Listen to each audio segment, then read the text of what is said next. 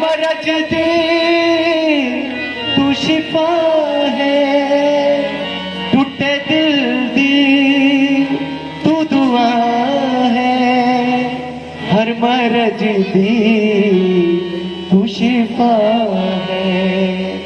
अपनी सूली नू उठा के तुर दे जाइए, तेरे नाम तो यसु सोने बारे जाइए, बारे बारे जाइए, बारे बारे जाइए, बारे बारे जाइए। जोरदार तालियां यीशु मसीह के लिए, उसकी प्रेजेंस के लिए, उसकी उपस्थिति के लिए हम प्रभु यीशु मसीह को धन्यवाद देते हैं। अब तक इस सभा को उसने अपने हाथों में लेके चलाया। अब जब हम इस सभा के मुख्य भाग में पहुंच चुके हैं, जब प्रभु यीशु मसीह अपने संदेश वाहक में से होकर, अपने सेवादार के बीच में से होकर हमसे बात करने जा रहा है, क्यों ना हम अपने हृदय को एक अच्छी जमीन बनाएं। हालेलुया। इससे पहले कि हम वचन में चले, हमारे पास्टर जी, पास्टर राजकुमार जी को मैं आमंत्रित करना चाहूंगा, वो आगे आए और आज के वचन के लिए वो प्रार्थना करें। हालेलुया। कितने जणियां नूं गर्मी महसूस होंदी है? जरा याद करो सदरक मेसक अबेदनगो नूं 800 डिग्री तो वध तापमान सी और उत्थे खड़े सी, ओदे नाल वध ते गर्मी नहीं है, नहीं है ना? और फिर दुआ कर दे। प्रभु यीशु मसीह तेरा धन्नवाद करते हैं पिता, अज दे समय लई तू साडे जीवनां दे विच रखिया है, अज दिन भाइयों भैणों के मन दे विच पाया है, अज इत्थे पहुंचे हैं प्रभु, ताकि तेरे वचन नूं सुनिया जावे। साडे विच तू बहुत दूर तो साडे ब्रदर एंड्रयू डेविड नूं लेके आया है पिता, तो अपनी रूह दे नाल भर के इस्तेमाल करी पिता, बोलण वाले और सुनने वाले दे उत्ते इक्को ही मसा होवे पिता। और प्रभु असीं जाणदे हां इस वचन नूं कोई भी पढ़ सकता है, कोई भी सुन सकता है, और इस किताब के पन्नियां नूं भी कोई भी पढ़ सकता है। और प्रभु यदि समझ तेरी बोलो है, और मैं दुआ करता कि आज वो समझ आवे पिता जिस समझ के नाल ये वचन लिखवाया गया है, और तू मदद करी कि असीं सब इन्हां चीज़ां नूं समझ सकीए। असीं भी जानते हैं कि तेरी नज़र विच भाषा का कोई मतलब नहीं है, भाषा जिहड़ी भी होवे तू सब भाषावां नूं जानदा है। असीं जानते हैं कि जब 35 दे दिन तू उत्थे उतरिया पिता, ते जिन्ने भी लोग सन वखरियां वखरियां भाषा के लोग सब समझते सन कि की बोलिया जा रहा है। तो प्रभु साडे भाई नूं अज इस्तेमाल करी, और सुनने वाले उसे 35 दे दिन वांग वो भाषा नूं समझ सकण कि पवित्र आत्मा की बोल रहा है। तेरा धन्नवाद करदे पिता सबना दे लई, और तू सबना अपनी कृपा थले रखी, और साडे भाई नूं एंड्रयू डेविड नूं पिता उसे मसा दे नाल इस्तेमाल करी जिस मसा दे नाल भर के पतरस बोलिया सी, अपनी कृपा थले। ये दुआ प्रभु यीशु मसीह दे नाम च आमीन।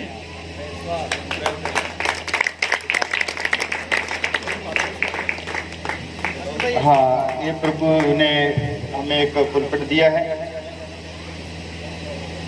और एक किसी भाई ने सेवा की है, सागवान का है। हम चाहते हैं कि इस पुलपट को पहले मसा किया जाए, क्योंकि वचन में लिखा है कि जो भी चीज परमेश्वर के लिए इस्तेमाल होती है जरूरी है कि पहले उसको मसा किया जाए।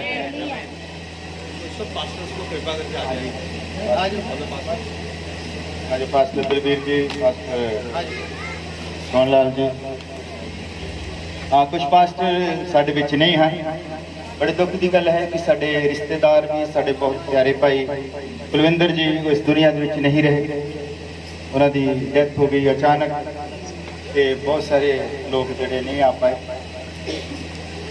एक साडे भाई बड़े प्यारे भाई ज्ञानी जी, उन्हां दे घर अज शादी है, वो भी नहीं आ पाए।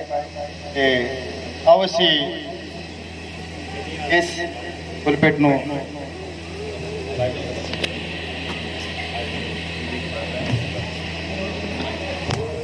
आइए हम इससे पहले कि हम संदेश में चलें, और जब संदेश वाहक इस पुलपिट के ऊपर खड़े होते हैं, पुलपिट को हम मसा करेंगे।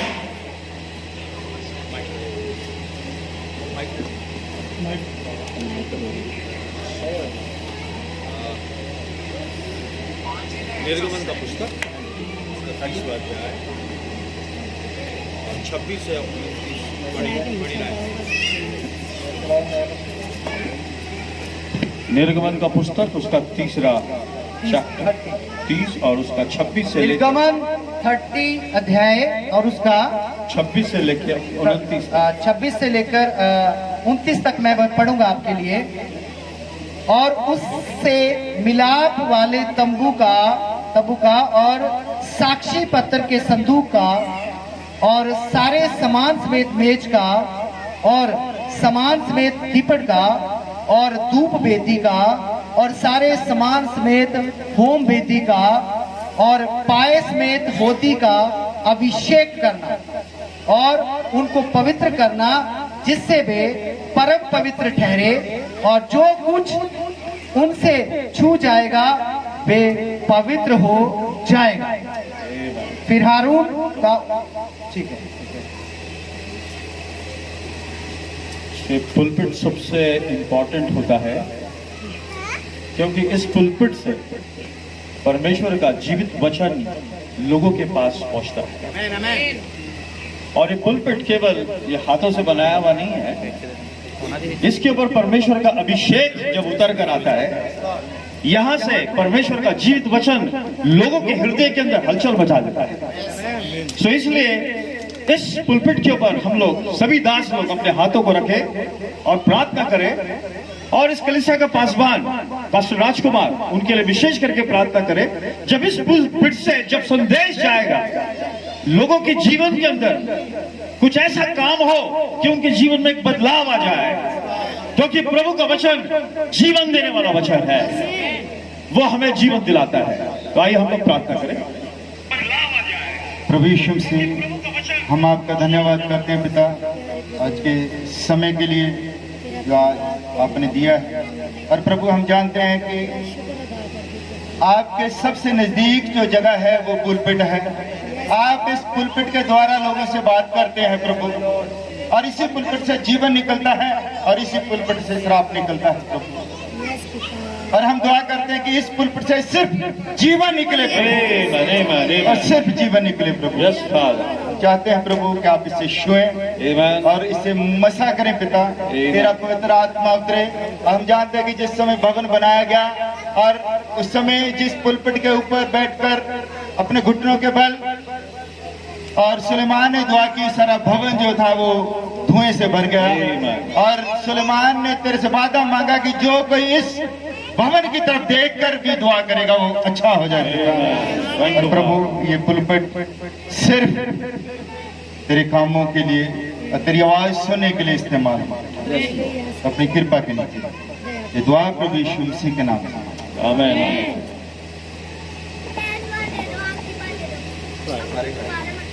ठीक है, सब हम वचन को आदर देने के लिए खड़े हो जाएंगे और वचन पढ़ा जाएगा।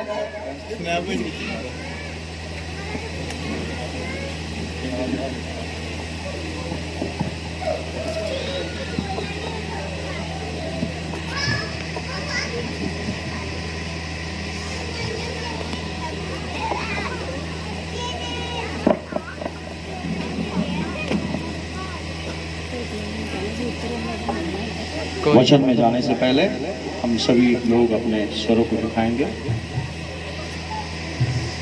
हम लोग उस गीत को गाएंगे, only believe all things are possible, only believe, only believe,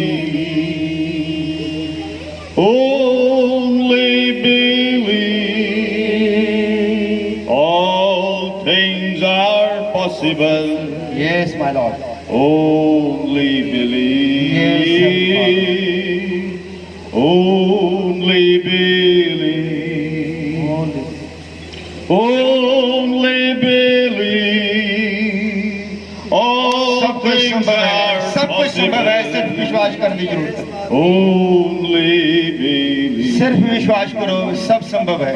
Lord I believe, Lord I believe, all things are possible.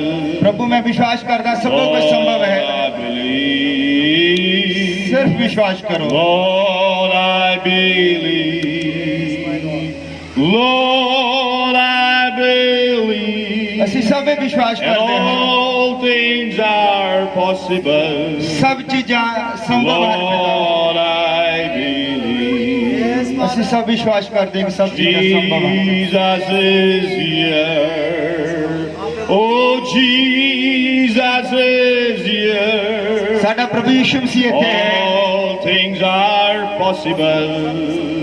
ਸਭ ਕੁਝ ਸੰਭਵ ਹੈ Jesus is ਕਿਉਂਕਿ here. ਪ੍ਰਭੂ ਯਿਸੂ ਮਸੀਹ ਇੱਥੇ ਹੈ ਇਸ ਲਈ ਸਭ ਕੁਝ ਸੰਭਵ ਹੈ। Jesus is here. ਪ੍ਰਭੂ ਯਿਸੂ ਮਸੀਹ ਇੱਥੇ ਹੈ। Oh, Jesus is ਪ੍ਰਭੂ here. ਯਿਸੂ ਮਸੀਹ ਇੱਥੇ ਮੌਜੂਦ ਹੈ। All things are ਸਭ ਚੀਜ਼ਾਂ possible. ਸੰਭਵ ਹਨ। Jesus is here. ਪ੍ਰਭੂ ਯਿਸੂ ਮਸੀਹ ਇੱਥੇ ਮੌਜੂਦ ਹੈ। सबको जय मसीह की। हम लोग प्रभु के वचनों में जाएं। मेरे साथ आप बोलिएगा भजन संहिता उसका 127 और उसका 3रा पद। भजन संहिता उसका 127 और उसका 3रा पद को हम पढ़ेंगे हिंदी में। अच्छा, ज़बूर की किताब उसका 127 उसका 3 वचन। देखो, लड़के यहोवा के दिए हुए भाग है, गर्भ का फल उसकी ओर से प्रतिफल है। प्रभु इस पढ़े के वचन को आशीष करें। हम अपने सिरों को झुकाए प्रार्थना करें। आसमानी बाप प्रभु यीशु आपके पवित्र चरणों में आते हुए इस दोपहर के समय में खुदा हम उस विश्वास के साथ यहाँ पे एकत्रित हुए हैं क्योंकि बाइबल कहता है जहाँ 2 या 3 मेरे नाम से एकत्रित होते हैं उनके मध्य में मैं उपस्थित होता हूँ। सो हम आपको खुदावन इस पंडोल के नीचे स्वागत करते हैं।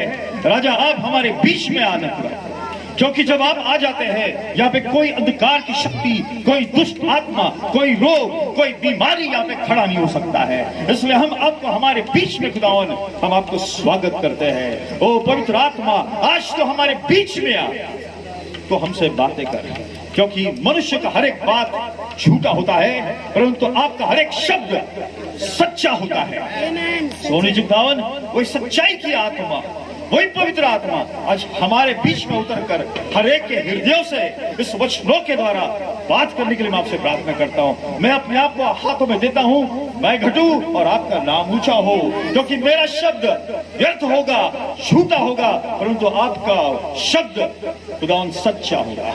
इस आए हुए हर एक मेरे प्रियजनों को आपके पवित्र हाथों में समर्पित करता हूँ। आज एक खुशी के दिन में जो जोएल का आज जन्मदिन है, उस खुशी के अवसर में हम लोग यहाँ पर सब एकत्रित हुए हैं। ये कितनी खुशी और आनंद की बात है कि खुदावन उन परिवारों को आपने आशीष दिया खुदा प्रभु, और उस घर में आपने एक बेटा को दिया है, वो है जोएल। सोहनी जी खुदावन उस जोएल के लिए हम आशीष मांगते हैं। आपका वचन के अनुसार उस जोएल को अभिषेक करना खुदा प्रभु, क्योंकि जोएल के अंदर एक ऐसी आत्मा थी कि वो एक रिस्टोरेशन को लाने वाला एक गिफ्ट आपने उसको देकर खुदावन एक माइनर प्रॉफिट के अनुसार उसने प्रचार करके गया है खुदावन प्रभु। और ये वही खुदावन प्रभु सामर्थ्य, वही खुदावन अभिषेक इस जोएल के ऊपर बनाए रखने के लिए हम आपसे प्रार्थना करते हैं। या आए हुए हर एक उपस्थिति को प्रभु हम आपके हाथों में देते हैं। सारी महिमा सारी गौरव आपको ही मिले प्रभु यीशु मसीह के नाम से एक छोटी सी प्रार्थना को मानता सुनकर रहने का आमीन। प्रभु के नाम की स्तुति हो। हम लोग सब बैठ जाए।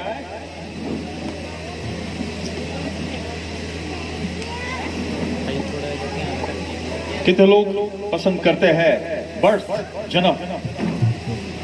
जन्म शब्द से बहुत एक खुशी मिलती है ना।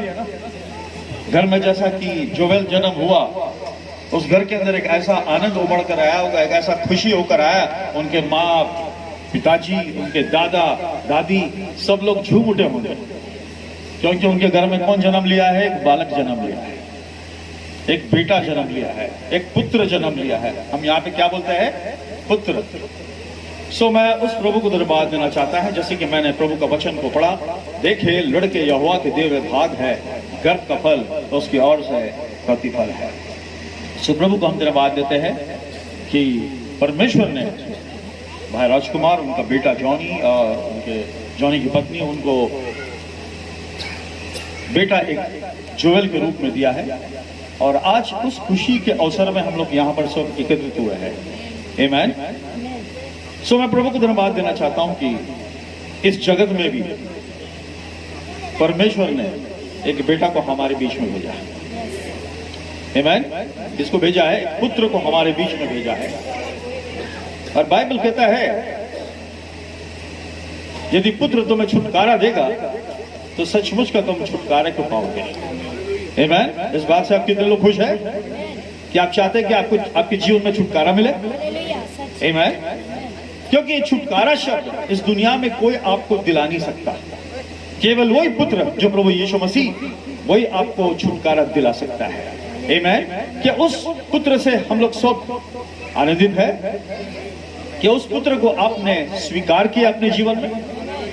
यदि वो पुत्र आपके जीवन में आ जाता है, वो आपको क्या करता है? स्वतंत्र करता है। कोई बंधन आपके जीवन में नहीं आती, कोई मुश्किलें आपके जीवन में नहीं आती, क्योंकि वो पुत्र हमें क्या देने आया है? अनंत काल का जीवन देने आया है।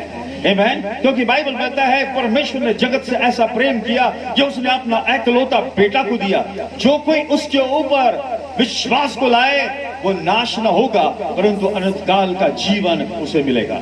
सो उस प्रभु को हम लोग ताली बजाकर धन्यवाद दे सकते हैं कि वो हमें आजादी देने आया है, छुटकारा देने आया है, नया जीवन देने आया है। आमीन।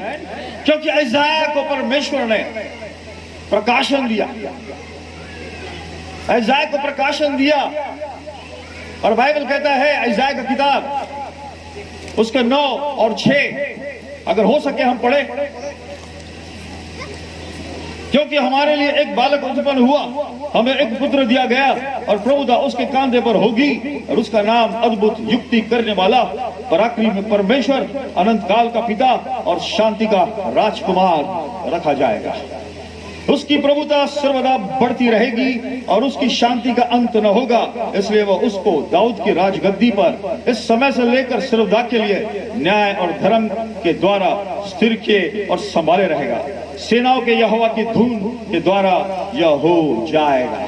तो प्रभु के नाम की स्तुति हो, प्रभु के नाम मुबारक हो कि परमेश्वर की एक योजना थी कि इस जगत में उसको अपना एक बेटा को भेजना है। आमीन। शैतान पहले ही क्या कर दिया था? पाप को इंट्रोड्यूस किया।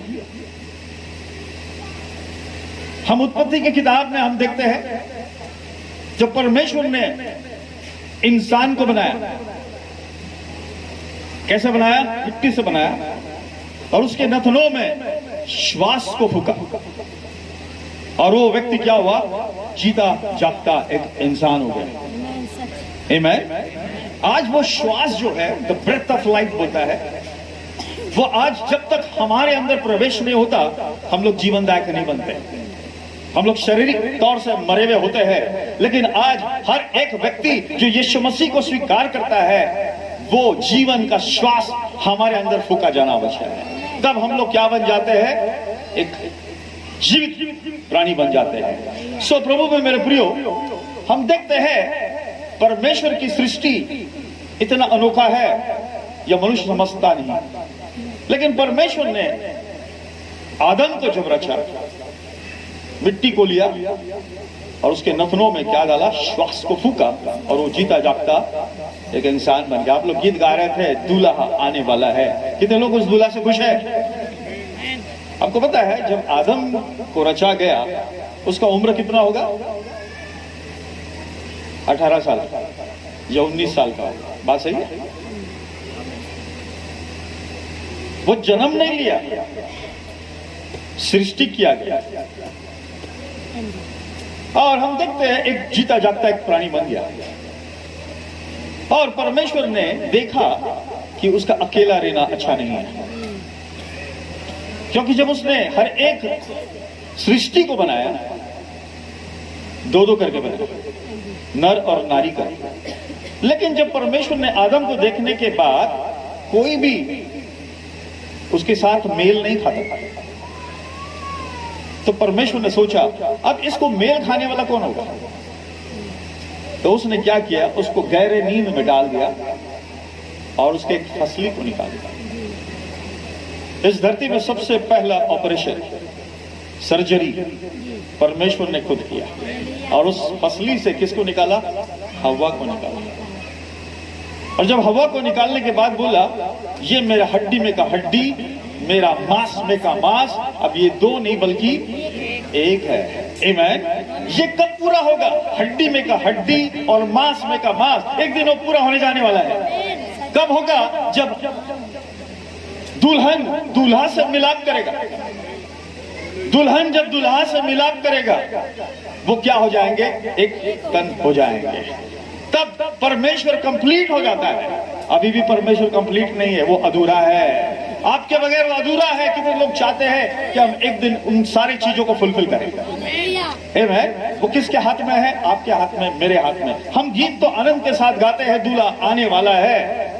दूल्हा तो आने वाला निश्चय है, उसने वायदा कर गया है, वो आएगा जरूर, लेकिन उसको लेने आएगा जो तैयार है, जिसका जीवन सही है, जिसका जीवन वचन के साथ मेल खाता है, उन्हीं को लेने के लिए दूल्हा आने वाला है। कितने लोग उस दूल्हा से आनंदित हैं?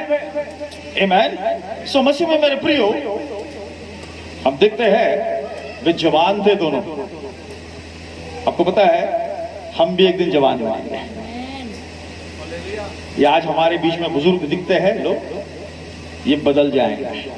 ये जो संदेश परमेश्वर ने हमारे लिए दे रखा है, क्या है? बॉडी चेंज, हमारा देह का परिवर्तन होना। आमीन। जब तक हमारा देह के अंदर परिवर्तन नहीं होगा, हम लोग बदलेंगे नहीं। ये जो संदेश हमें बदलने के लिए आया है। आमीन। कितने लोग इस संदेश पर विश्वास करते हैं कि परमेश्वर ने हमारे लिए एक नबी को भेजा है, और ऐसा ही नहीं भेजा, एक संदेश के साथ भेजा है। और वो संदेश हमें क्या दिलाता है? जीवन को दिलाता है और तैयारी को कराता है। सो मसीह में मेरे प्रियो, ये खुशी की बात है कि एक दिन हम लोग इस जगत को छोड़कर जाने वाले हैं। ये दुनिया हमारा घर नहीं है, हम इस धरती में मुसाफिर और अजनबी है। लेकिन प्रभु को हम धन्यवाद देते हैं कि पहले से, जगत की बुनियाद डालने से पहले परमेश्वर ने आपके नाम को जान लिया। कितने लोग विश्वास करते हैं? सो आप सोचिए, आपका जन्म कितना पेक्यूलर है, कितना विशेष है। कभी आपने सोचा है? हम कभी सोचते नहीं कि हमारा जन्म का महत्व क्या है, उसके इंपॉर्टेंस क्या है। आपका जन्म भले मां के गर्भ से हुआ है। बाइबल कहता है, भजन संहिता उसका 51 और 5, हम पढ़ेंगे जरा।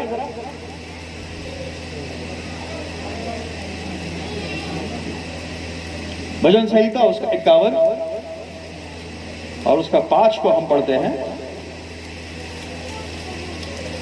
बाइबल कहता है, देख मैं अधर्म के साथ उत्पन्न हुआ और पाप के साथ अपनी माता के गर्भ में पड़ा। कैसे पड़ा? पाप के साथ अपने माता के गर्भ में पड़ा। और बाइबल ये भी कहता है, पाप की मजदूरी क्या है? मृत्यु है। परंतु यीशु मसीह में हमारे लिए क्या है? अनुग्रह है। आमीन। प्रभु की नाम की स्तुति हो। आप हिंदी समझ सकते हैं? कोई दिक्कत नहीं, क्योंकि हमारा हिंदी इतना शुद्ध नहीं है। मुंबई का हिंदी थोड़ा मिलावट होता है। प्रभु से प्रार्थना करें, जैसे भाई ने प्रार्थना की पेंटिकॉस्ट के दिन जब पवित्र आत्मा उतरा, वहां पर लोगों को उनके अपने अपने भाषाओं में समझ आया। आज वही पवित्र आत्मा आज हमारे बीच में है, क्योंकि भाषा को बनाने वाला परमेश्वर है। और एक दिन केवल एक ही भाषा होगा और एक ही प्रभु होगा। आमीन। एक समय आने वाला है कि एक ही भाषा होगा। आज हम पंजाबी बोलते हैं, कोई हिंदी बोलते हैं, कोई मराठी बोलते हैं, कोई मद्रासी बोलते हैं, लेकिन एक दिन क्या होने वाला है? एक ही भाषा होगा। और वो भाषा आप अच्छी तरह से समझ पाओगे, वो है स्वर्गीय भाषा। आमीन। सो प्रभु के नाम की स्तुति हो। यहाँ पे बाइबल हम देखते हैं, देख मैं अधर्म के साथ उत्पन्न हुआ और पाप के साथ अपनी माता के गर्भ में पड़ा। सो हम पाप के साथ जन्म हुए हैं। और बाइबल कहता है पाप की मजदूरी क्या है? मृत्यु। लेकिन प्रभु यीशु मसीह को हम धन्यवाद देते हैं उत्पत्ति की किताब के अंदर जब आदम को रचा, उस समय में भी यही घटना हुई।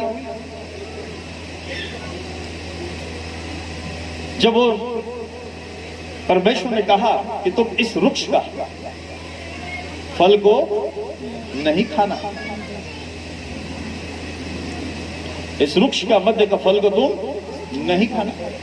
लेकिन हम देखते हैं शैतान बहुत चतुर है, आज भी वो चतुर है। वो हमेशा क्या करता है मालूम है? वचन को मोड़ के बताता है। इंग्लिश में बहुत अच्छा शब्द बोला गया है इसको। हम लोग वचन को कोट करते हैं, क्या करते हैं? संदेश को कोट करते हैं। वो उसका स्पेलिंग कैसा आता है? QUOT।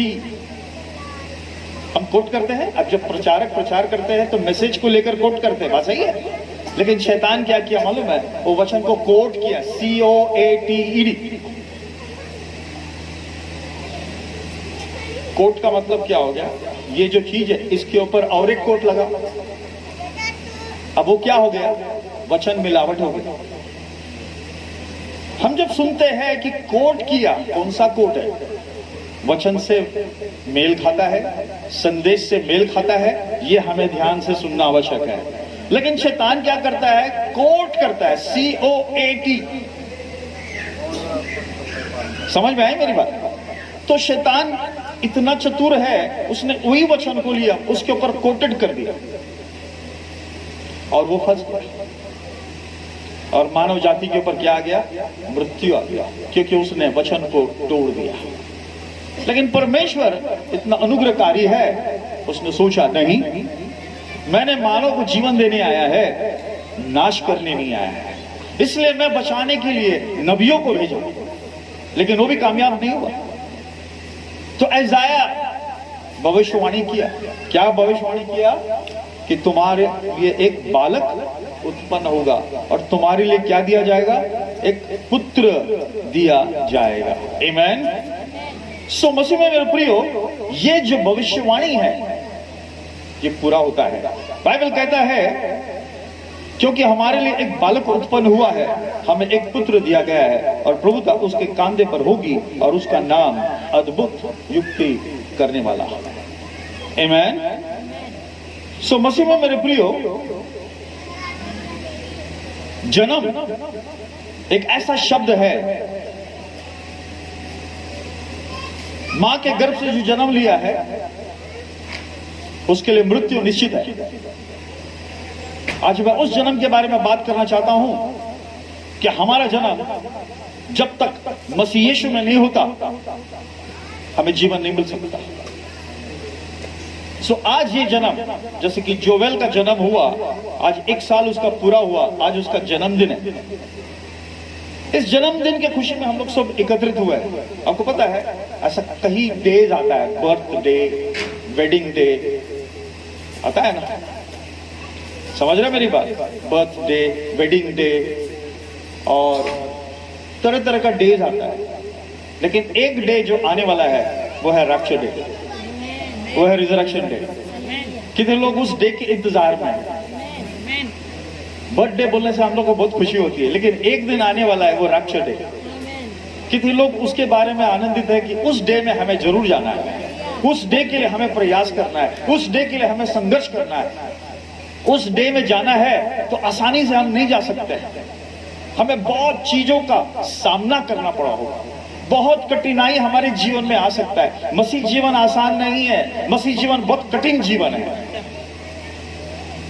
हमें लगता है मसीह जीवन बहुत आनंदमय जीवन है, जी नहीं।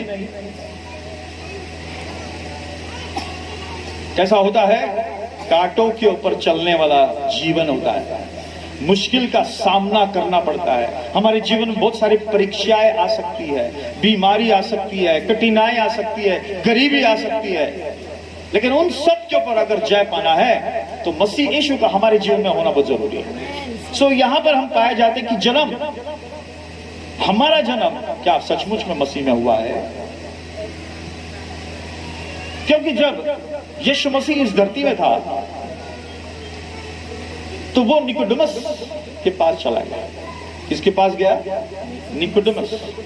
हम जरा थोड़ा ध्यान देंगे। हम निकालते हैं यूहन्ना का पुस्तक, उसका 3रा अध्याय,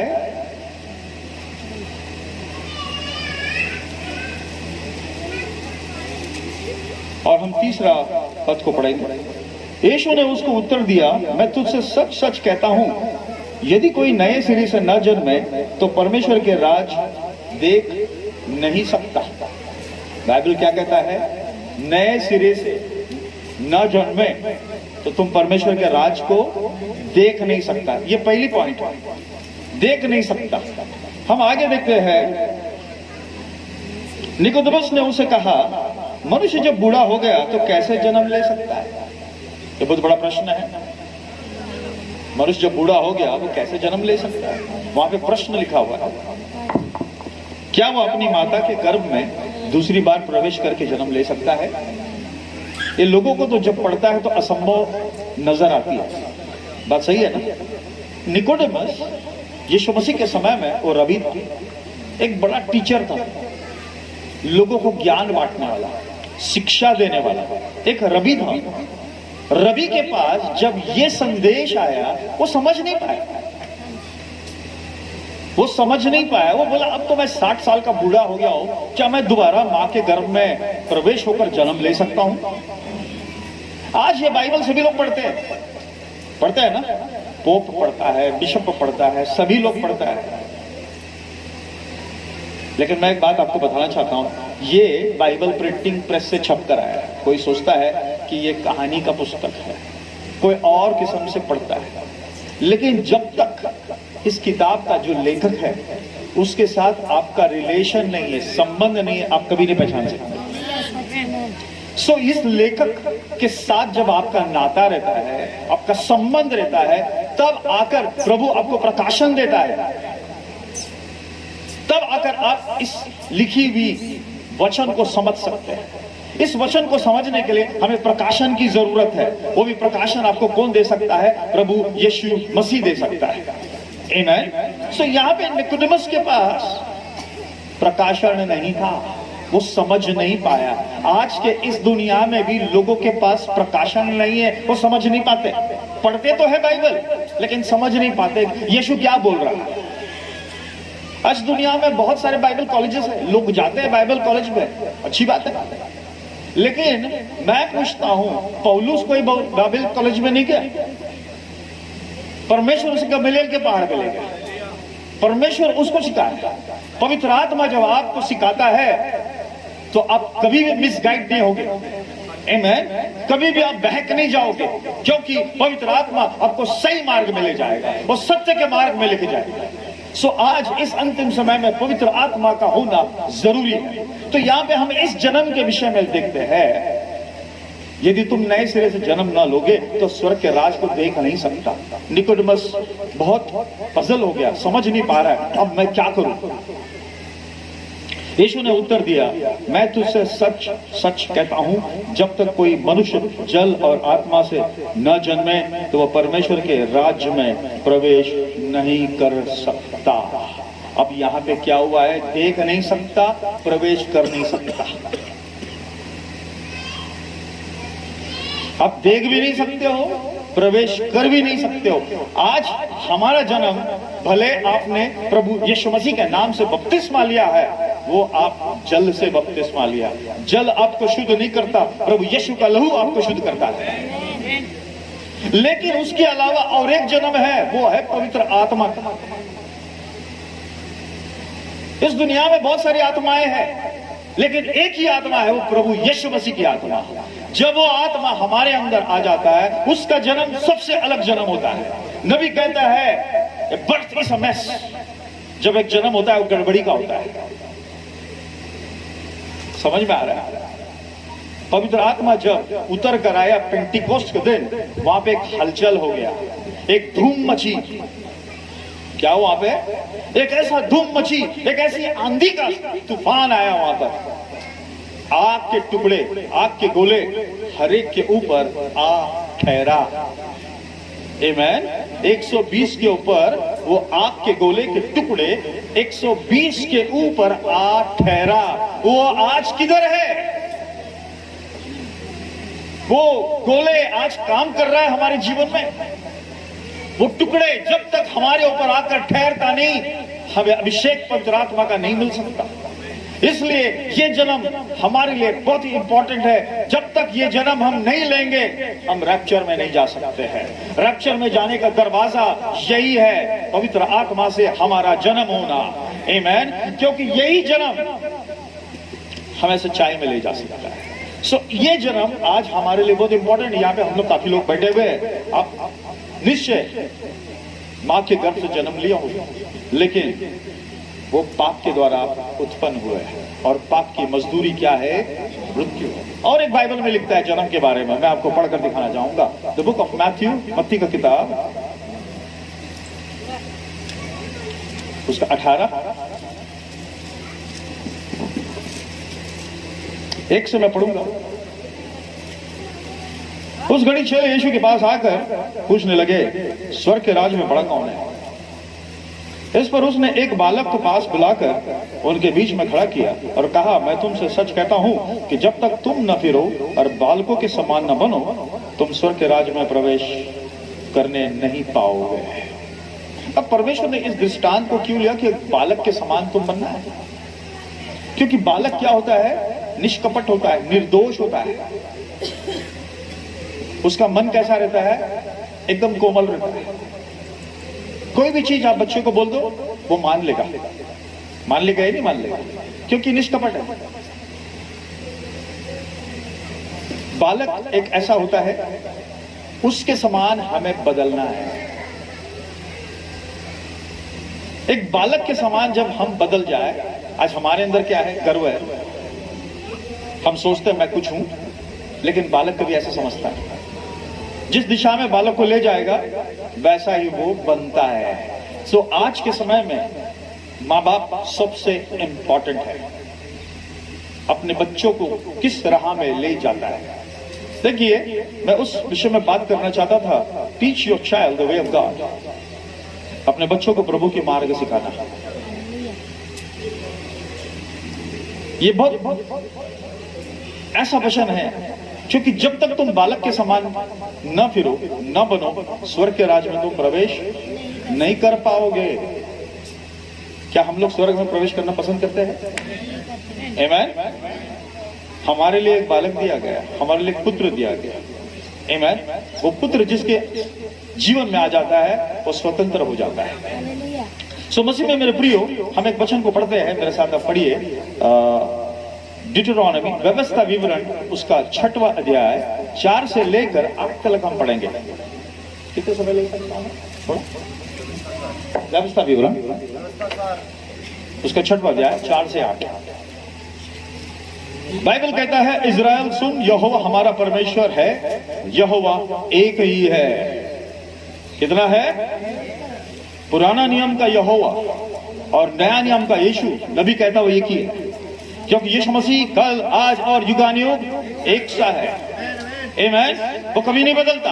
आसमान धरती टल जाएगा, परंतु प्रभु का वचन कभी नहीं टलेगा।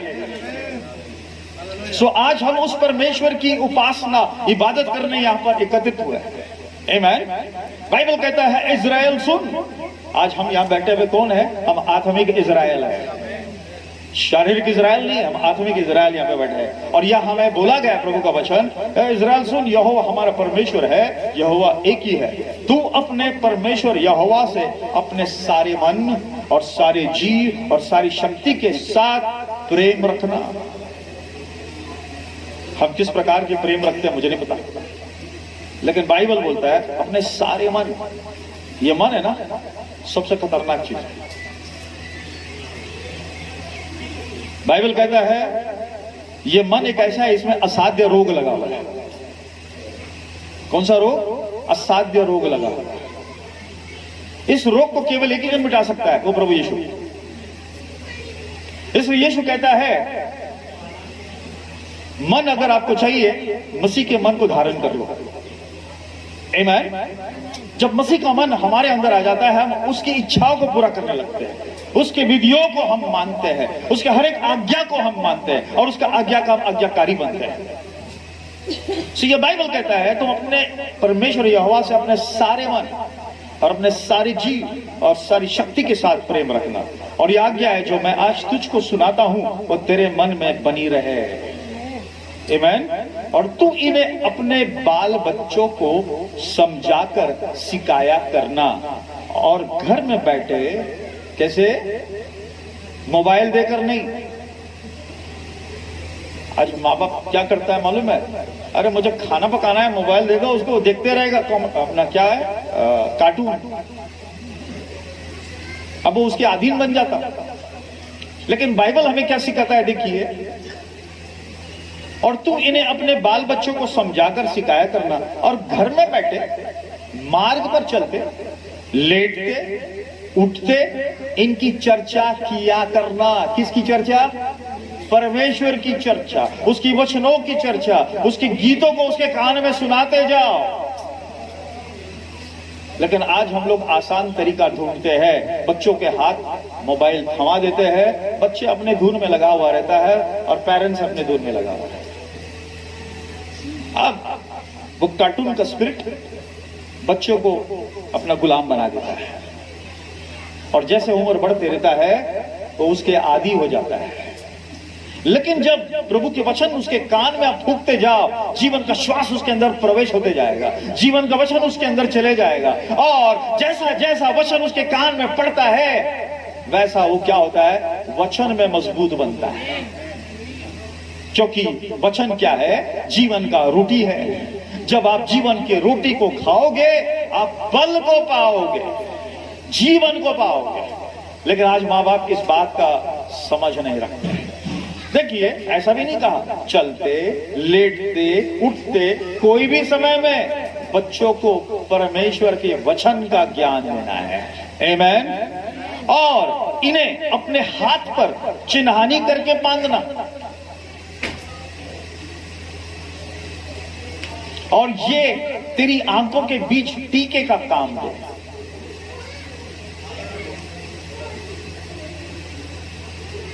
आमीन।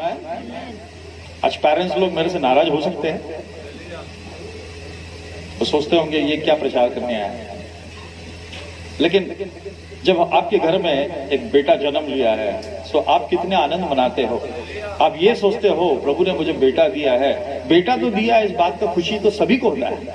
लेकिन बेटा को बनाना आपके हाथ में है, बेटी को बनाना आपके हाथ में है। जिस प्रकार से आप शिक्षा दोगे उसके ही मुताबिक वो चलेगा। जितने समय आप अपने बच्चों को देंगे उतना समय वो आपके साथ अटैच रहेगा, डिटैच नहीं रहेगा, मिला हुआ रहेगा।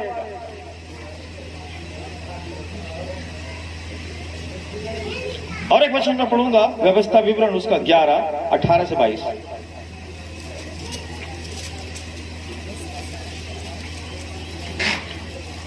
इसलिए तुम मेरी ये वचन अपने अपने मन और प्राण में धारण किए रहना। जरा पेरेंट्स कृपा करके सुनिए, माँ बाप, मैं जो बोल रहा हूं ये मेरा शब्द नहीं है, क्योंकि मेरा शब्द आपके जीवन में काम नहीं कर सकता। अगर काम कर सकता है प्रभु का वचन।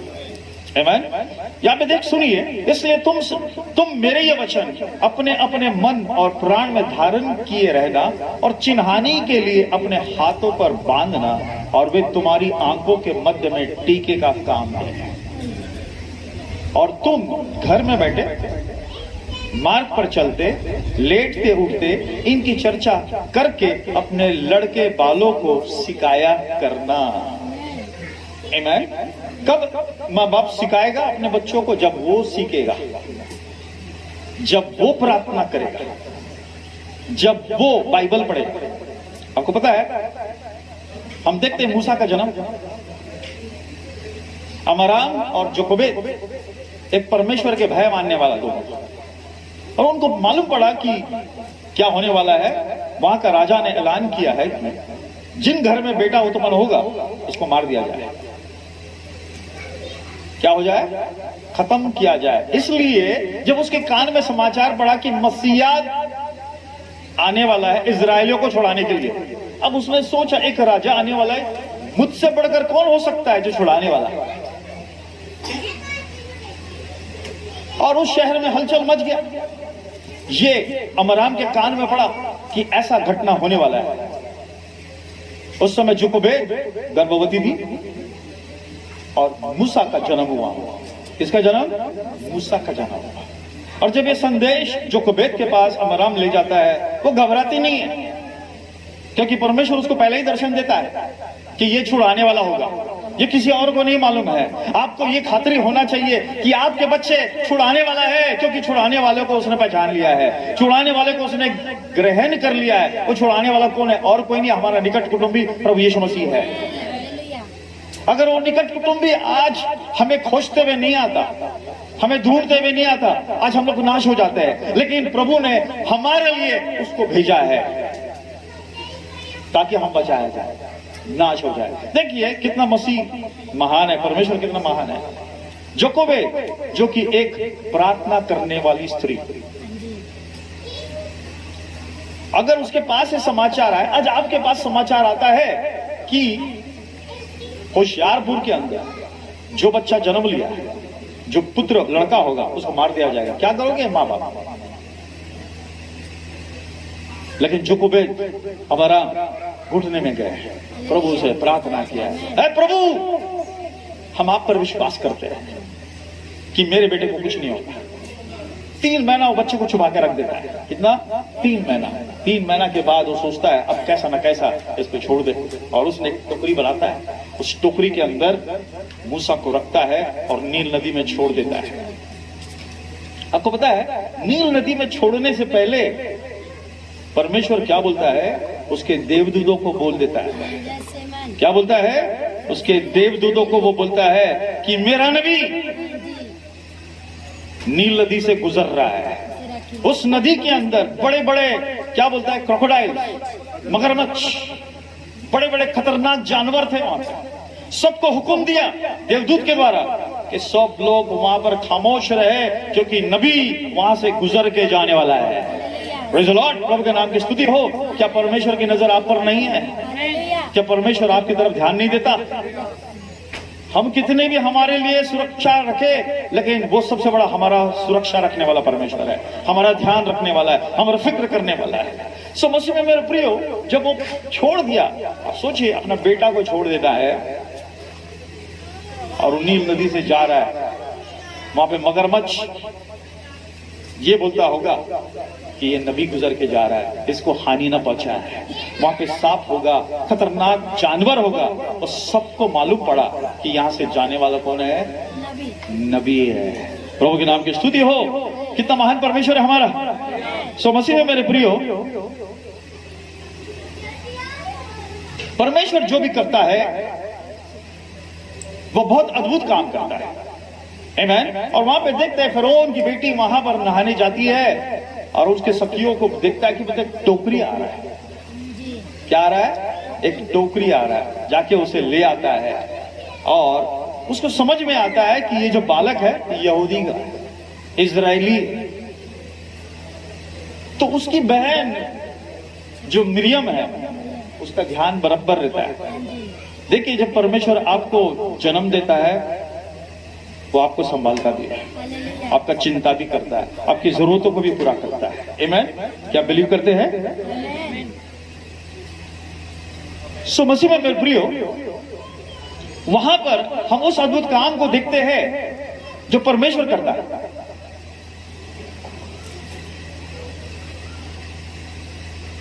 और वो फिरौन की बेटी उसको लेके चला जाता है और उसका पालन पोषण करता है, और उसका नाम क्या रखता है?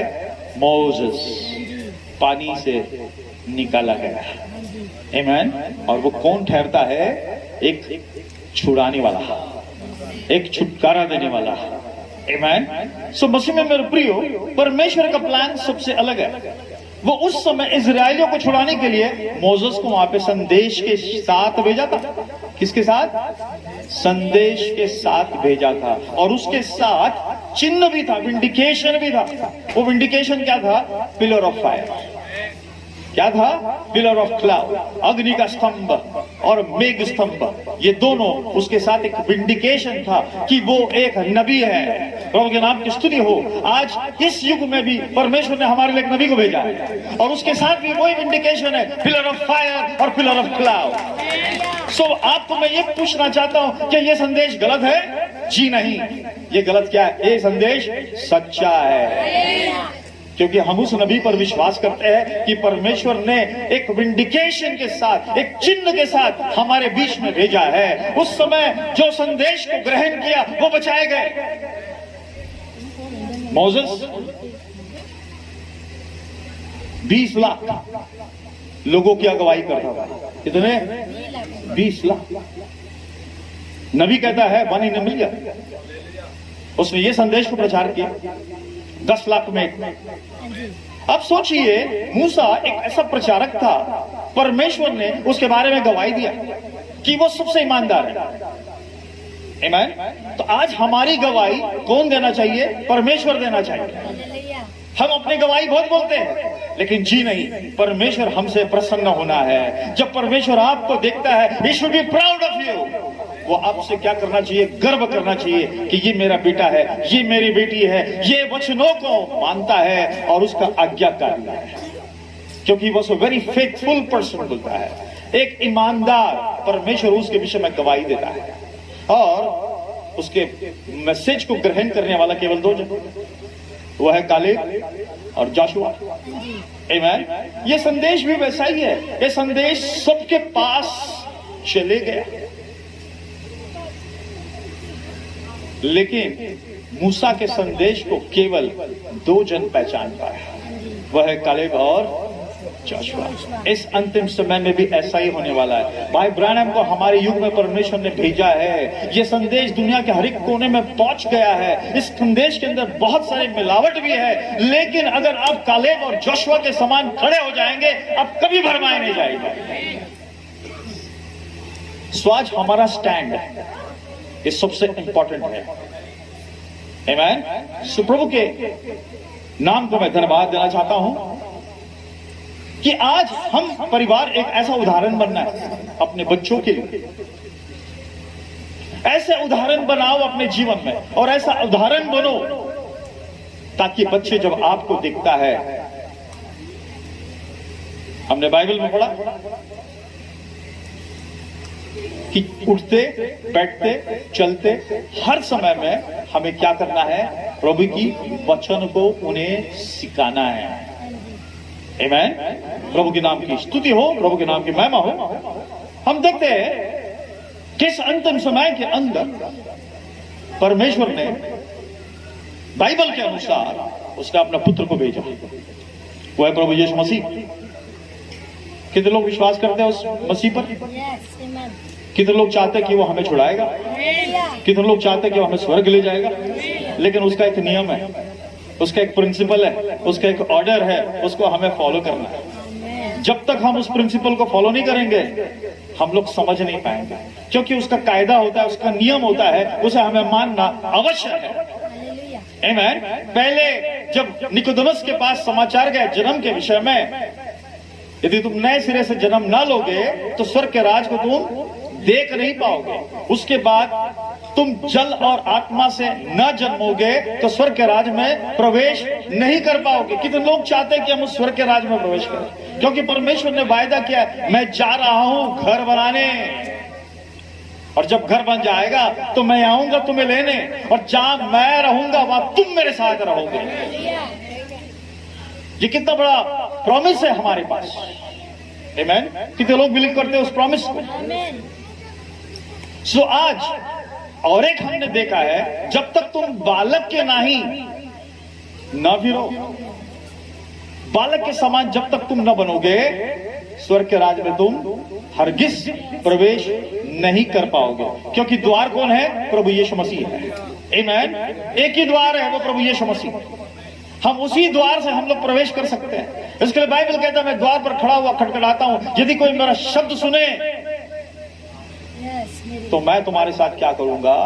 बैठूंगा, भोजन करूंगा, संगति करूंगा, फेलोशिप करूंगा। ये इनविटेशन, आज आप इनवाइटेड हो यहाँ पे, बात सही है। बर्थडे के निमित्त आप यहाँ पर इनवाइटेड हो। बात सही है, हमारे लिए भी प्रभु ने इनविटेशन दे रखा है। कितने लोग उस इनविटेशन को स्वीकार कर कर जाना पसंद करेंगे?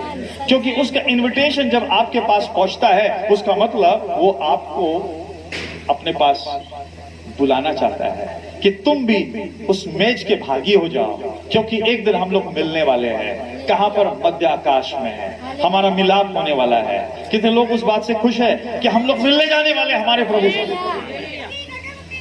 मैं समझता हूं गर्मी बहुत है और समय भी बहुत हो चुका है, लेकिन आज जो हम लोग यहाँ पर एकत्रित हुए हैं, आपको एक इनविटेशन दिया गया है भाई पास्टर राजकुमार ने, और आप लोग यहाँ पर आए हैं क्या करने? विटनेस करने हैं एक जन्मदिन को। हमारा भी एक बार विटनेस होने वाला है। इस दुनिया देखेगी या नहीं देखेगी? क्योंकि एक दिन हम लोग पलक झपकते ही हम लोग क्या हो जाएंगे? बदल जाएंगे। तो ये संदेश हमें बदलना है। आमीन। कब बदलेगा? इब्राहिम जब 90 वर्ष का हुआ, सारा जब 70 वर्ष की होगी, अबीमेलेक जब वो अपनी जगह छोड़कर चले गए, अबीमेलेक का नजर किसके ऊपर पड़ा? सारा के ऊपर पड़ा। जब सारा के ऊपर पड़ा तो क्या हुआ? सारा कैसे नजर आया? एक जवान। मैंने आपको बताया आदम को परमेश्वर ने सृष्टि किया जब वो 18 साल का था। बात सही है? कैसा था वो? 18 साल का था। लेकिन यहां पे हम देखते एक देह परिवर्तन। इब्राहिम और सारा जब जा रही थी, अबीमेलेक जो राजा था उसकी नजर किसके ऊपर पड़ी? सारा के ऊपर पड़ी। जब सारा के ऊपर पड़ी, उसका दिल उसके ऊपर मोहित हो गया। उसने बोला उसको उठा कर लेके आ। जब पूछा गया इब्राहिम से, इब्राहिम ने कहा ही मेरी बहन है। घबरा गई क्योंकि सारा सबसे सुंदर थी। सारा कैसे थी? आपको पता है, आप भी सबसे सुंदर हो दूल्हा यीशु के लिए। क्या आप सुंदर नहीं हो उस दूल्हा यीशु के लिए? आमीन। सो देखिए, जब अबीमेलेक उसको देखकर बुला लेता है, परमेश्वर इब्राहिम से बात करता है, अबीमेलेक से बात करता है कि वो जिसका पत्नी को तो उठा के लाया वो कौन है मालूम है? वो मेरा नबी है, वो मेरा प्रॉफिट है। वो घबरा जाता है।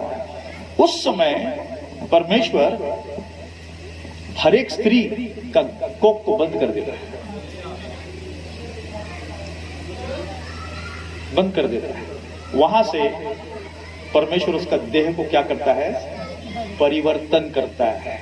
कब करता है? जब 3 लोग उस ममरे के वृक्ष के तले आ जाता है। और ऐसा ही धूप के समय में इब्राहिम घर के पास बैठकर इंतजार कर रहा था। आमीन। ऐसे ही कड़ी धूप होगा, लेकिन वहां से 3 जन को आते हुए देखा। जब आते हुए देखा तो क्या आवाज आई? इब्राहिम। तुरंत इब्राहिम पहचान गया कि ये आवाज को मैंने कभी सुना था, ये आवाज को मैंने सुना था कि परमेश्वर ने कहा तू अपने बाप दादा, अपने घराने को छोड़कर जहां मैं बोलूंगा वहां चले जा। आमीन। क्या आज हम ऐसे कर सकते हैं? क्योंकि वो जब आवाज उसके कान में पड़ा, क्योंकि उसके डैडी जो थे इब्राहिम के पिता, वो मूर्तिकार था। हमें कोई पूछेगा भाई उनको क्यों नहीं चुना, इनको क्यों चुना? ये परमेश्वर की चुनावट है। हमने किसी के बारे में बोल सकता है। आपके परिवार में परमेश्वर ने आपको चुना होगा और आपके द्वारा प्रभु आपकी महिमा कर ले। ये परमेश्वर की योजना है, क्योंकि आपके पास जब उसका वचन आया, आपका संदेश आया, आपने उसे स्वीकार कर लिया। आज बहुत लोग इस संदेश के प्रति क्या करता है? सवाल करता है। लेकिन मुझे नहीं लगता इब्राहिम ने सवाल किया। इब्राहिम के कान में जब आवाज हुआ इब्राहिम तो अपने बाप, अपने पिता का घर, अपने घराने को छोड़कर तुम मेरे पीछे आ जा। उसने ये नहीं बोला प्रभु जब मैं आपके पीछे आऊं तो मुझे घर दोगे, क्या क्या दोगे, ये पूछा नहीं उसने। उसको पूरा विश्वास था जो आवाज मुझे पुकारा है वही मेरा देखभाल करेगा।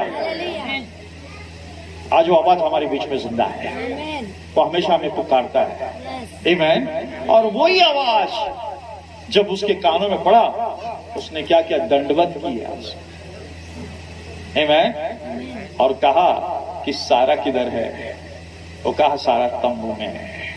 वो बोला वसंत ऋतु के समय में आऊंगा, तब सारा क्या हो जाएगी, गर्भवती हो जाएगी। प्रभु के नाम की स्तुति हो, प्रभु के नाम की महिमा हो। आमीन। देखिए ये प्रतिज्ञा किया वो पुत्र, परमेश्वर का कितना बड़ा योजना है। सारा ये बात को सोची नहीं होगी क्योंकि उसका कोख बंद था, लेकिन वहां से सब कोख बंद था, लेकिन वसंत ऋतु के समय, जीवन का समय में सब कोख खुल गया। प्रभु के नाम की स्तुति हो। आमीन। परमेश्वर का योजना, परमेश्वर का प्लान सबसे अलग होता है। सो मसीह में मेरे प्रियो, वहां पर एक देह परिवर्तन स्टार्ट हो जाता है। तब प्रतिज्ञा किया वो पुत्र, उनके द्वारा जन्म होता है। आज वो पुत्र इंतजार कर रहा है आपके अंदर भी जन्म लेने के लिए। क्या आप जगह दोगे कि वो आपके अंदर जन्म ले? जब वो आपके अंदर जन्म ले, हमारा जीवन बचाया जाएगा। हमारा जन्म हम मसीह के अंदर ले लेंगे, और जब हम मसीह के अंदर हमारा जन्म होता है तो हमारे लिए स्वर्ग खुला है। हम रैप्चर में और रिजरेक्शन में जा सकते हैं। प्रभु आप सभी को बहुत से आशीष करे। मैं आशा करता हूं कि एक छोटी सी संदेश के द्वारा प्रभु आपके जीवन में जरूर काम किया होगा। अभी तक अगर आपने आत्मा और जल से जन्म नहीं लिया है, यीशु मसीह के नाम से अभी तक अगर आपने बपतिस्मा नहीं लिया है, आज ये संदेश आपके लिए है कि जितना हो जल्दी उतना यीशु मसीह को पहन लो और यीशु मसीह के नाम से बपतिस्मा लो और अपने जीवन को बचाओ। यदि पुत्र तुम्हें छुटकारा देगा तो सचमुच का छुटकारा तुम पाओ। प्रभु आप सबको आशीष करे। God bless you. आगे के समय पास्टर राजकुमार के साथ में देता हूं, और मैं उनको धन्यवाद देना चाहता हूं कि उन्होंने मुझे इनवाइट किया। अगर वो इनवाइट नहीं करता तो मैं यहाँ नहीं आ पाता। सो उनके इनविटेशन जो उन्होंने दिया है और ये मंच में खड़े होकर प्रचार करने दिया है, ये भी एक विश्वास होता है। इस मंच के द्वारा बहुत अलग अलग प्रचार भी प्रचारा जाता है, लेकिन मैं विश्वास करता हूं कि परमेश्वर उसके वचनों को हमारे बीच में भेजा है, और इस संदेश के द्वारा किसी के जीवन के अंदर कोई दुख नहीं पहुंचेगा। प्रभु आप सबको आशीष करे। और मैं कलीसिया से प्रार्थना करता हूं, पास्टर राजकुमार के लिए प्रार्थना करें। यहाँ पे जितने पासवान आए उनको मैं सलाम कहना चाहता हूं। मेरे लिए प्रार्थना कीजिए, मैं आप सभी के लिए प्रार्थना करूंगा ताकि परमेश्वर हमारे जीवन को तैयार करे। हमारे जीवन को जब प्रभु देखे तो प्रभु आनंदित होना है, वो खुश होना है कि ये मेरा बेटा है, ये मेरी बेटी है, ये मेरा सब कुछ है। कितना खुशी होगा जब बाप अपने बच्चों को देखेगा, आनंद बनाएगा कि मेरा बेटा, मेरी बेटी मेरे कहा मानकर मेरे पीछे चलता है। मेरी भेड़ मेरी आवाज सुनती है और मेरे पीछे हो लेती है। वो पराये के शब्द को नहीं पहचानता।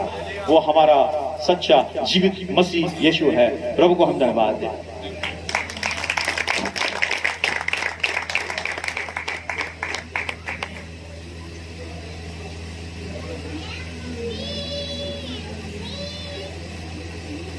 किन्ने जने ने अज संदेश का आनंद लिया? हाथ खड़ा करो। और किन्ने जने स्वर्ग जाना चाहते हैं, वो भी हाथ खड़ा करो। प्रभु यीशु मसीह ने की क्या? जान दी ते गल दूर, जब तक मनुख नवे सिरे तो जन्म नहीं लेता देख भी नहीं सकता। मैं तो बड़ी बरकत पाई है, तुसीं भी सबना ने बड़ी बरकत पाई होगी, क्योंकि परमेश्वर के राज दे विच बढ़न दे लई जरूरी है कि बंदा नवे सिरे तो जन्म ले। नवे सिरे तो जन्म लेने का मतलब पहला मरे अपनी ख्वाहिशां तो, अपनी सब दुनियावी जरूरतों तो। स्वर्ग है कि है कि जिथे तुहाडी दुआ दे विच डिमांड नहीं है। जब तुसीं दुआ करते रहंदे तुहाडी डिमांड खत्म हो जाती है, फिर तुसीं परमेश्वर नाल गल्लां करदे हो। यह है स्वर्ग। हालेलुया। आओ असीं सब दुआ करते हैं। भाई दे लई उन्हें मंग की है कि मेरे लिए दुआ की जाए, उन्होंने कलीसिया दे लई भी, और सबना दे लई जिन्हें पासवान आए तुहाडे सबना दे लई। अपने लिए दुआ करने की जरूरत नहीं होंदी, जब तुसीं दूजे लिए दुआ करते हैं तो दूजा तुहाडे लिए कर रहा है। आओ असीं सब अपने सिरां झुकाउंदे हां, अखां बंद करते हैं। प्रभु यीशु मसीह तेरा धन्नवाद करते हैं पिता, अज दे सुंदर समय लिए तू सानू बख्शिया है। इस धरती के उत्ते कुछ भी बाई चांस नहीं है, ये सब कुछ प्री प्लान्ड है पिता। तू ठहराया से कि अज के दिन साडे विच साडे भाई एंड्रयू डेविड ने आना है, ਇੱਕ ਬਹੁਤ ਸੁੰਦਰ ਸੰਦੇਸ਼ ਸਾਨੂੰ ਦੇਣਾ ਹੈ ਤਾਂ ਕਿ ਅਸੀਂ ਦੁਬਾਰਾ ਤੋਂ ਫਿਰ ਨਵੇਂ ਸਿਰੇ ਤੋਂ ਇੱਕ ਰਿਵਾਈਵਲ ਲੈ ਕੇ ਦੁਬਾਰਾ ਇਸ ਸੰਦੇਸ਼ ਦੇ ਵਿੱਚ ਜੋ ਕਮੀਆਂ ਰਹਿ ਗਈਆਂ ਦੁਬਾਰਾ ਤੋਂ ਇਹਨਾਂ ਨੂੰ ਪੂਰਾ ਕਰਕੇ ਔਰ ਤਿਆਰੀ ਦੇ ਵਿੱਚ ਲੱਗ ਸਕੀਏ। ਤੇਰਾ ਧੰਨਵਾਦ ਕਰਦੇ ਹਾਂ ਉਸ ਬੱਚੇ ਜੋਇਲ ਦੇ ਲਈ ਔਰ ਪਿਤਾ ਇਹ ਤੇਰੀ ਕਿਰਪਾ ਹੈ ਕਿ ਉਹ ਨਾਮ ਵੀ ਤੂੰ ਬਹੁਤ ਵਧੀਆ ਤਰੀਕੇ ਦੇ ਨਾਲ ਸਾਨੂੰ ਦਿੱਤਾ ਹੈ। ਉਸਦਾ ਨਾਮ ਹੈ ਜੋਇਲ ਨਾਥਨ। ਨਾਥਨ ਦਾ ਮਤਲਬ ਹੁੰਦਾ ਕਰੈਕਟਰ और जोएल का मतलब ਹੁੰਦਾ रिस्टोरर और पहले वो ठीक करेगा फिर उसको बहाल करेगा। प्रभु जिस तरह का उसका नाम है इस तरह का उसका करैक्टर होवे पिता तो उसके उत्ते कृपा करें पिता तो संभाल के रखी जिन्हें भी भाई भैन आए हैं सबना दे उत्ते तेरी कृपा चाहते हैं प्रभु जिन्होंने आज तेरा संदेश सुनया है और इस संदेश नूं पिता ग्रहण करके एक नवा जीवन प्राप्त करके जा सकन ताकि स्वर्ग राज के भागी बन सकन।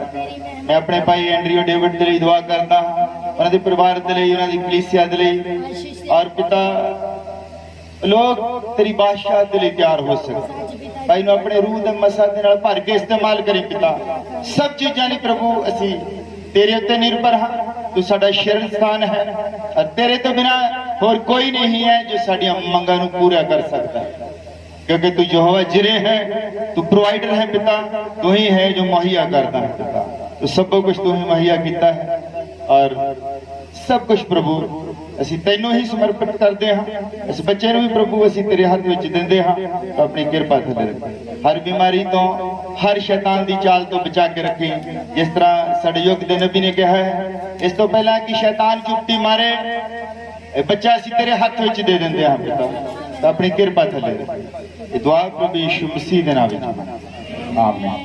तुहाडा सारिਆਂ ਦਾ बहुत धन्यवाद ਤੁਸੀਂ इस गर्मी के मौसम दे विच समा कट के साडी इस खुशी दे विच शरीक आए हो ते जरूर तुसीं बरकत प्राप्त करके जाओ।